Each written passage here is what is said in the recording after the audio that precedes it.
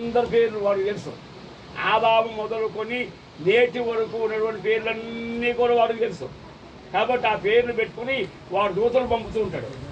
ఆ దూతలు పంపితే వచ్చి ఏం చేస్తాడంటే, అమ్మ మీ అమ్మలు వచ్చాను, ఎవరో ఈ ఆమెలో ప్రవేశించి, నేను మీ అమ్మలు వచ్చాను, మీ బాబులో వచ్చాను, మీ తాతలు వచ్చాను, ఏం చేస్తావు, కావాల్సిన ఏది అడిగితే పెట్టేస్తాను అంతే తప్ప మనిషి మాత్రం చనిపోయిన వ్యక్తి మరలా రావడానికి అవకాశాలు లేవు.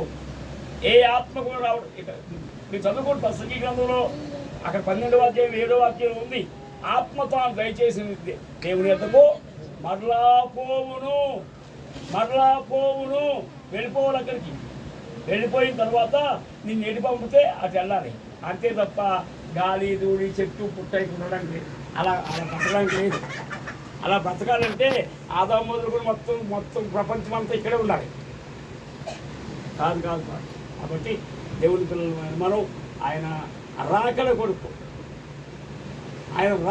తెలుసుకోవాలి. ఒకవేళ పరిశుద్ధ గ్రంథం వస్తుందండి, పరిశుద్ధ గ్రంథం రేపే రావచ్చు, ఇవాళ రావచ్చు, సాయంకాలం రావచ్చు, మనం రెండుగానే రావచ్చు.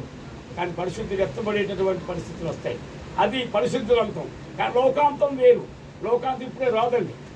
యెషయా చెప్పాడు లోకాంతం ఇప్పుడు రాదని చెప్పి మత్తయి సువార్త 24వ అధ్యాయంలో చెప్పాడు.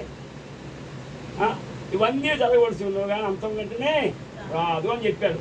కాబట్టి దేవుడి పిల్లలు మనంతం ఎప్పుడు వస్తామో తెలియదు, మనం ఎప్పుడు వెళ్తామో తెలియదు, మన ఇంటికి ఎప్పుడు వెళ్ళిపోతాము మనకు తెలియదు. కనుక హవ్వమ్మ గారు ఏ విధంగా తన ఇంటికి వెళ్ళిపోయారో అదే రీతిగా మనం కూడా వెళ్ళడానికి సిద్ధపడాలి.